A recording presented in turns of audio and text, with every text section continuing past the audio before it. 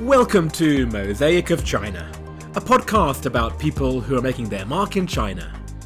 I'm your host, Oscar Fuchs. Today is the final of 3 re-releases from previous seasons. The first was with Björn Dahlman, the Swedish clown from Season 2, which was inspired by our reunion on the streets of Shanghai on his first time back in China for 4 years. Then last time was the one with sea life conservation specialist Emily Madge, since I wanted to re-release an episode with a Brit to coincide with my first time back in the UK for 4 years. And today I'm re-releasing the episode with Lissanthea Taylor, the Australian pain management expert from Season 1, Episode 28. The reason I'm releasing Lissanthea's original episode is because of where I've been since my family reunion in London. No, I haven't been in Australia. I've been on holiday in Malta and now Portugal. If you listened to Lissanthea's catch-up episode in Season 2, at the end of the interview with Seth Harvey, you will know that Lissanthea found herself in Portugal for a year during COVID, when she was locked out of returning to China. Lissanthea has since returned to China and then moved with her Portuguese husband to Australia. So just like with Emily from last week's re-release episode, who moved from Shanghai to Thailand to Denmark, Lissanthea has also made 2 big international moves since this original recording first aired in 2020. And I mentioned that I'd been on holiday to Portugal and Malta, and coincidentally there's also a connection to Malta. I first met Lissanthea when she was working at Parkway Health in Shanghai, and I needed her help in my rehabilitation from surgery on my ACL. Well, the person who did that surgery was Dr. Dirk Rietveld, who has since moved from Shanghai to Malta. So for all these reasons, it just feels right to be listening to Lissanthea's voice again today. I'm here today with Lissanthea Taylor, and you are currently a physiotherapist at Parkway Health. I am indeed, Oscar. Thank you for having me. I first got to know you when I was one of your patients. It's a common story. It means I don't really have to have a social life. Oscar, I mean, I can just have, a constant stream of fabulous people that come to meet me every day. And of course, our conversations start with a certain context. Right. Often you're meeting people on not their best days. But yes, that is how you and I came to be friends. You had such an easy way of making me feel comfortable, even when I physically wasn't. You just brought it down to a level which was so much more human, and I really appreciated that. So I'm not surprised that you make a lot of friends on that table. I don't know that I could do. I don't think anyone can do a job well, especially when you do meet people on some days their worst days.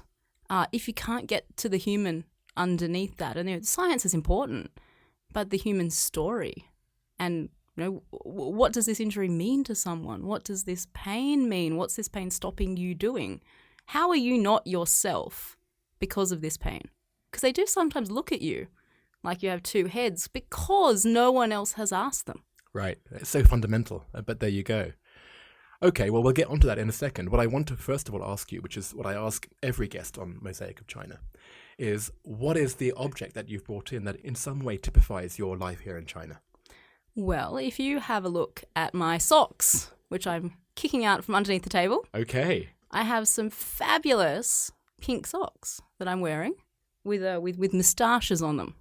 Oh, that's what they are. I thought they were slugs. No, they're moustaches. They were given to me by a friend, and so they are a gift that's given out by an organisation called Pink Socks. And if you go to pinksocks.life, you can find out about them. And it was a little movement started within healthcare that talks about compassion and human-centeredness within the practice of either clinical care, in healthcare administration, in healthcare innovation. So I think that does typify what I try to bring to my patients and bring to the experience of healthcare in a city like Shanghai. That leads us straight into the conversation, of course, because you've been someone who has made pain your mission. Yeah, it's an interesting way to approach building relationships when you come from it from the point of, tell me about your pain. Pain is a very difficult area of healthcare. 1 in 5 people globally are affected by persisting pain. That's 20% of people.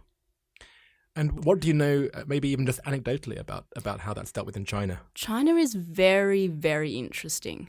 You know, you and I would, if we go out in the evening, we'll see the old ladies dancing in the street that are, actively moving their bodies, and various people doing Tai Chi. And there's a very active idea around maintaining health. But when people get sick, there's a very passive idea around pain. The 100-day rule. So if you have an injury, the traditional ideas are you must stop, you must rest, you must go to bed for 100 days, even after childbirth. And we know in the West we do lots of rehab and we get people back to doing normal life and moving around. And in China, you're not even allowed to wash your hair. Wow. So what we find from a rehab perspective is that China's emerging as a place where there's a lot more elective surgery or joint replacements.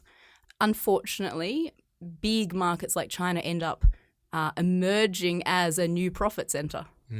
Now, the problem from a rehab perspective is that, say someone has a hip replacement. In the West, we get them up day 1 post-operatively. Like, let's get moving. Because we don't want that nervous system to become sensitive, and that's a big part of pain. If you try and do that in China, you will fight someone's entire family, because the idea is you need to rest. You need to not move. You need to wait that time for healing, and that means that people end up severely disabled. It's a conversation that we have with some of my colleagues that speak Chinese, that do have the ability to interface into the local healthcare system, which I don't have. Right. Can you learn from the Chinese way, or is it really only a one-way street right now? A lot of the problems that we have developed, I think, in the West has come from, the way that we use scans and x-rays to tell people they're very damaged, which is really more about normal age-related changes that will show up on an x-ray once you're past a certain age. But if you tell someone that's there and they believe that their back is damaged, it actually sets up a whole kind of cascade of different outputs of the brain, protective behaviors, fear, worry, changes to normal activities. That actually becomes a really interesting and potent breeding ground for persisting pain. What we're working on in the West now then is how do we kind of, educate people around their back is strong? How do we educate people around these are normal changes? These are wrinkles on the inside. Now, it's great we have scans and x-rays because they do stop people dying if there's pathology going on. But what we do is we pathologize things that are not things that are wrong or need to be fixed. It's just the natural wear and tear of an aging body. Of living a life, of engaging with the world, of doing things that are meaningful to you. Not that you're broken in 10 different vertebrae and you've got all these problems. The classic line is, it's just in your mind, right? When it comes to pain, when it comes to pain management. Yeah. When we get to talk about the science, the worst thing that we should never say is, well, don't you know pain is an output of your brain? Pain is 100% mediated and related to your brain. And what that does is it shuts down that person's ability to hear anything else. Because what you've said to them is, what you're feeling is wrong. We make what I call sensory stories. So if my back hurts, I have to have some way of explaining that to myself and to others.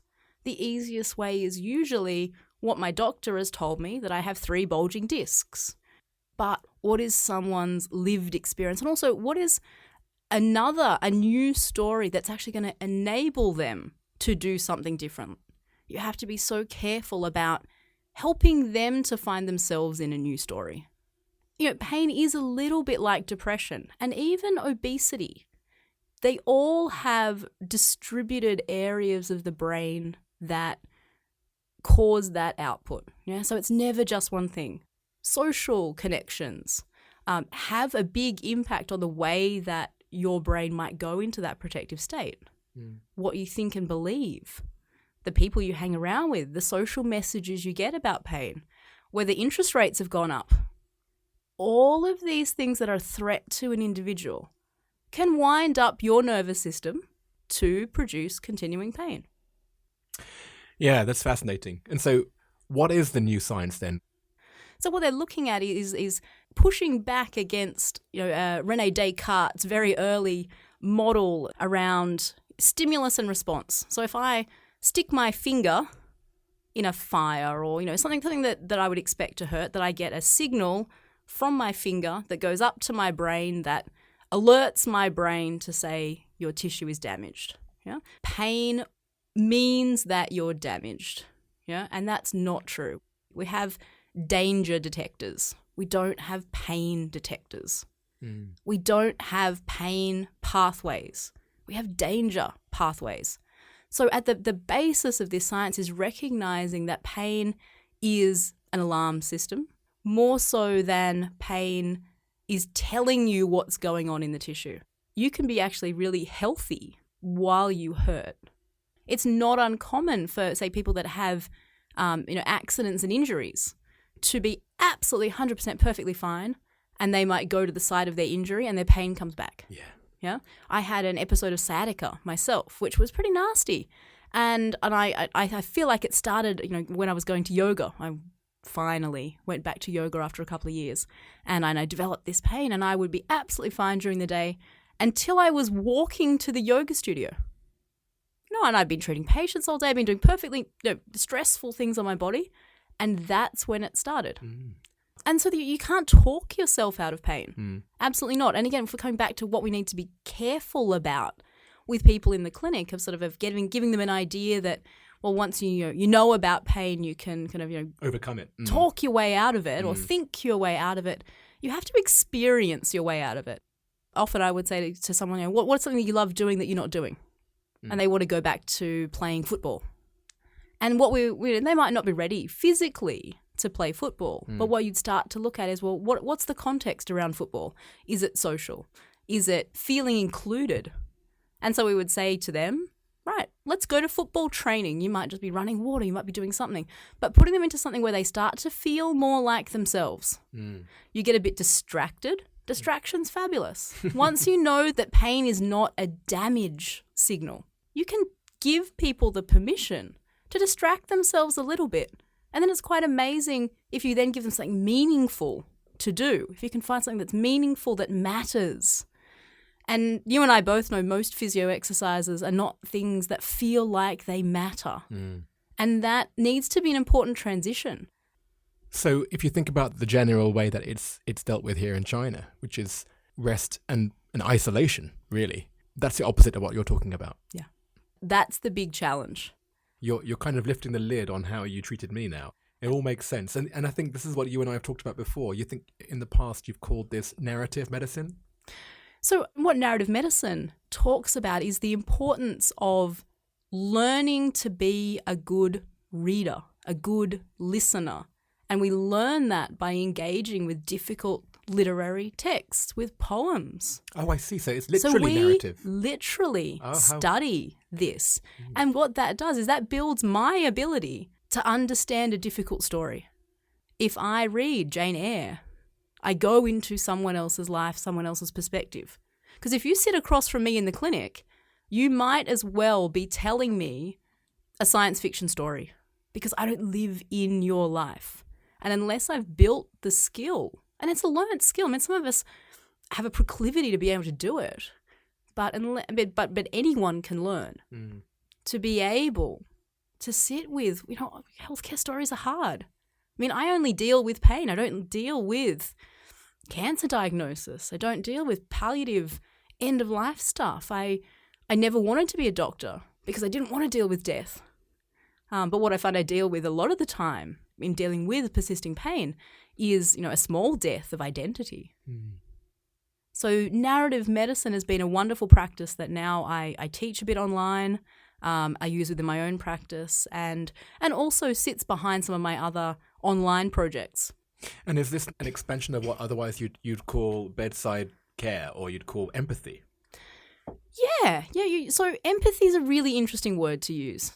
I prefer to use the word receptivity. So empathy says, I feel what you feel. What receptivity says is, I can handle your story. I'm someone that's safe to tell. You know, I'm not going to feel what you feel, because then if I'm going to feel everything that every patient's going to feel when they come into the room, you'll be exhausted. Yeah, and it is exhausting work. That's interesting. You've got to be able. You've got to be able to not distance yourself. Yes, my job is to prescribe some exercises and be a physio. I do some poking around at people's bodies, but really my job is to give a shit. I can read a book and it moves me. Maybe I see myself in that book. Maybe I learn new things. I go to different worlds, but I don't have to live there. And that would be the difference between empathy and receptivity. It actually makes me think about when I was a headhunter and having to listen to people, who were sometimes in between jobs, which was also a very stressful part of their lives. But how did you get here then? Well, I never meant to be a physio, to be honest. I grew up in Australia. I grew up on a farm. I was going to be a veterinary surgeon, missed out by 0.2 of a mark. Is that right? Yeah. But you could have resat that test. I could have. And it was only 5 or 6 years ago. I still, for the last time, I went and looked at it and went, oh, it wasn't me. And maybe it wasn't me at the time, and I wouldn't have done the life I've done. So my second choice was physical therapy. I didn't really know what physios did, but I kind of liked the idea. My third choice, which is quite interesting, was media and communications. Oh, here you go. And so I'd always been, a writer, a reader, a words nerd. But I ended up being a physio. And I never loved it. And it pays the bills, but what is this? Is this really fulfilling me? So it made me do other things. And then I finally threw my hands in the air and said, I'm not doing this anymore.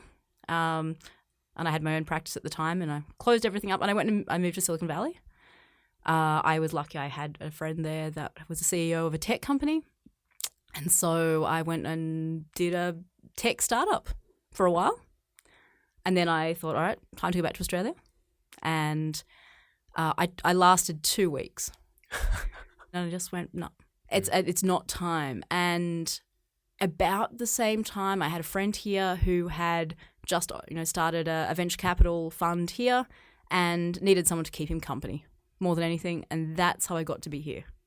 And we have to remember we're really lucky to be here. And I think it is easy to forget how spoiled we really are. We get to have the best of everything. Thank you, Lissanthea. Let's move on to part 2. Shall we? So part 2 is where I ask the same questions to all of my interviewees. So why don't we start? Go on. Okay, what's your favourite China-related fact? I love the fact that China has one time zone. The sun doesn't rise till 10 a.m. in Xinjiang. But I just love the ability to just we're just going to do just one time. Do you have a favourite word or phrase in Chinese? Oh, I do. 差不多. I'll tell you why it's my favourite phrase. Yes. So I'm Australian. So we have this great saying in Australia that she'll be right, mate. Right. Which basically means I don't really care, but it's someone else's problem. I've done enough. Right. And to me, that's 差不多. Yeah. Just doing enough. Yeah. Okay, next. What's your favourite destination within China? I haven't travelled much in China. So I have this unfortunate thing. I work on Sundays. So I don't get to go away for weekends. So I haven't seen as much of this amazing country as I'd like to. Right. If you did leave China, what would you miss the most and what would you miss the least? Right. Well, I would miss many things. I would miss the 10 p.m. Manicure any day of the week. Oh, right.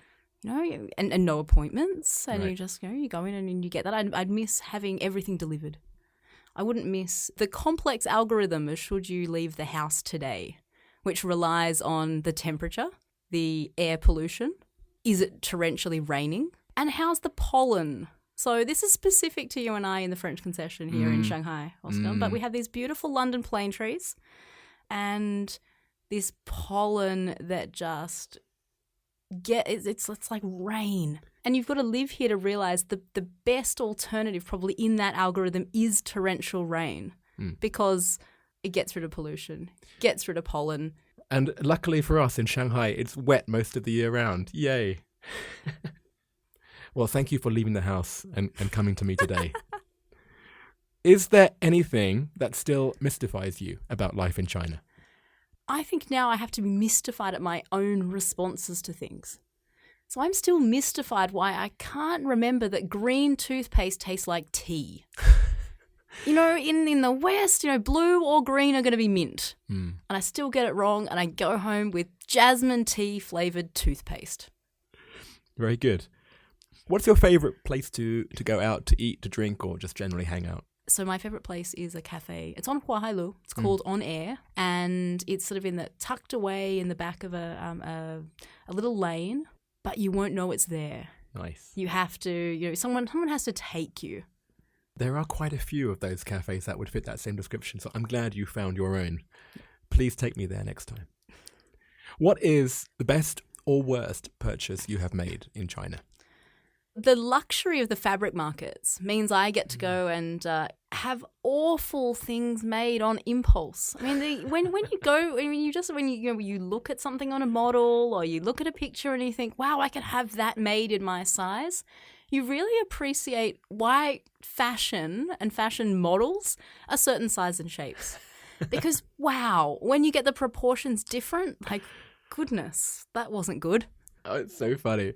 I went through a phase where I used to get a lot of things tailored and a lot of mistakes happened. And now I've gone back to buying it off the rack a lot more because you know what you're getting and you know what the patterns will look like on your body, etc., etc. I find if I find one thing that fits somewhere else, I bring it back and then I get it made exactly the same. Ah, right. In 10 different colours. Right.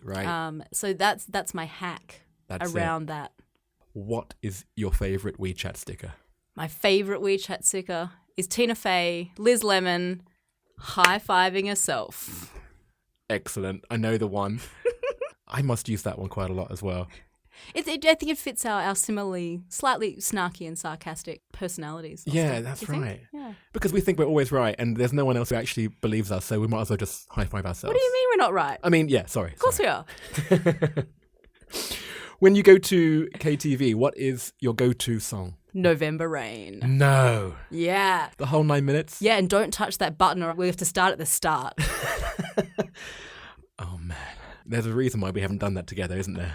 Okay.